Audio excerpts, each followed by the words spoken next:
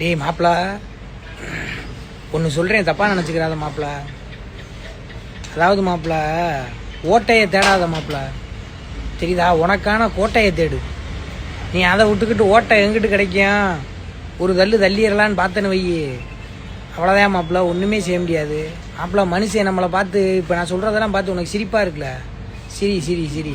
நீ சிரிக்கிறத பார்த்தாதான்டா எனக்கு பயமாக இருக்குது. ஏன்னா ஒரு மாடு முட்டை வருதுன்னு வையேன், பயந்து ஒதுங்கிடுறான். ஒரு பாம்புக்கு அப்படியே படம் எடுத்து ஆடி நம்மளை கடிக்க வருதுன்னு வையேன், ஒன்று அதை அடித்து கொண்டுடுறான், இல்லை அதை விட்டு தள்ளி போயிடுறான்.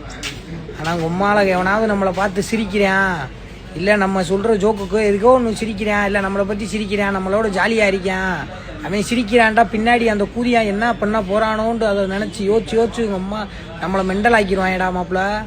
இவங்க நம்மளை பார்த்து சிரிக்கிறாங்கனாவே பின்னாடி ஏதோ ஒரு பெரிய பள்ளம் ஒன்று நம்மளை காண்டி தோண்டிக்கிருக்காங்கன்னு நினைக்கிறேன். அதை மண்டையில் வச்சுக்க.